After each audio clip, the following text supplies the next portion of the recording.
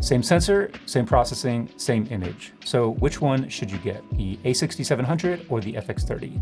In this video, I'm gonna give you 5 reasons why I think the FX30 is a better choice for video, plus a bonus reason. Image quality is a wash, right? And speaking of, both of these produce fantastic images, so it really comes down to your use case, what suits you best. Even so, I'm gonna give you the 5 reasons why I think the FX30 is the better choice for video.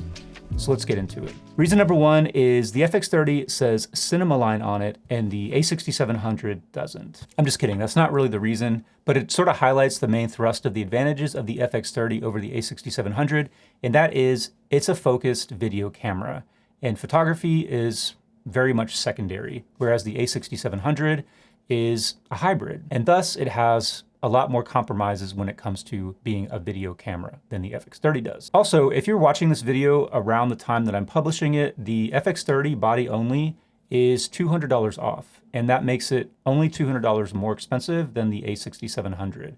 So if price is a factor, it's 200 fewer factors than it was previously. The real reason number 1 is reliability. The FX30 is overall just a more reliable video camera than the a6700. It has an internal fan. You can see it's got vents on the side and on the bottom to exhaust the air. Overheating really isn't an issue with the FX30. It very much is a concern a lot of times with the a6700. The FX30 also has dual card slots, dual SD cards and dual CF Express card slots, whereas the a6700 only has one SD card slot. If one card fails, something goes wrong with it, maybe you pull it out before it's done writing, then you'll have the second one as a backup. Or you can actually do relay recording. So if one card fills up, it'll automatically switch over to the second one without skipping a beat, without skipping any frames. You won't even see a gap in the recording. The last thing in terms of reliability is full-size HDMI versus micro HDMI. Number 2 reason is better ergonomics, in my opinion. It's a bigger body, it's got a bigger grip, therefore it's a little bit more comfy. Especially if you have bigger hands, this is definitely gonna fit you.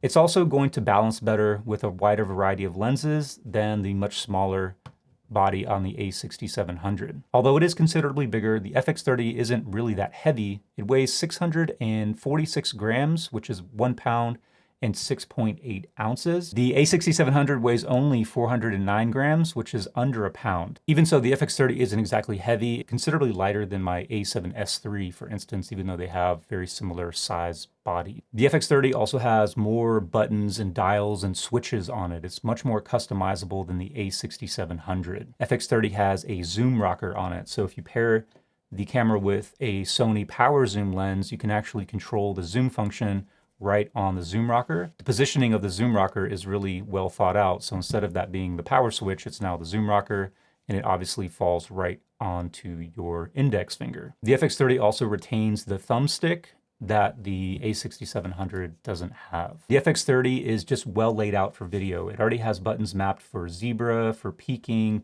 for white balance and ISO. You can obviously map all of those same functions to the a6700, but they're just labeled already on the FX30. The FX30 has all those tally lights that really come in handy just to make sure that you actually are recording. You also have that front record button, so if you are in front of the camera, you don't have to reach around the back. That didn't sound right. You can actually just poke it right in the front and start the record. The number 3 reason is that the LCD screen on the FX30 is significantly sharper and brighter and even more saturated than the one on the a6700. Number 4, the FX30 has a RAW output via HDMI. The a6700 does not. The FX30 sends out 16-bit linear RAW to an Atomos recorder, which then converts it into a 12-bit ProRes RAW or ProRes RAW HQ file. If you want to know more about the ProRes RAW functionality of the FX30, check out this video on my channel. There are some limitations and some downsides to that ProRes RAW recording. It's still really cool functionality and makes the FX30 much more in line with the Cinema Line branding that it sports on the body. Number 5 are all of the extra video functions that the FX30 has that the a6700 doesn't, like 4K DCI, true 24p recording, 48 frames per second in the S&Q mode. It has anamorphic D-squeeze monitoring options, so if you are using an anamorphic lens, you can now monitor that stretch factor right in the camera as opposed to relying on an external monitor, so long as you have a 1.33 times or 2 times anamorphic, because those are the only two stretch factors that are supported in the camera. You can also select 1/48 as a shutter speed without going into that synchro mode that you have to do in the a6700. Lastly, it does have the Cine EI mode. If you want to know more about Cine EI, I've made a couple videos about that on my channel, and they will be linked up above me and then probably in the description. Bonus reason why the FX30 is better than the a6700 as a video camera, and that is the optional XLR top handle. I really like the top handle. It adds a significant bit of additional functionality. You could easily spend that $400 or maybe less on any number of pretty decent audio solutions.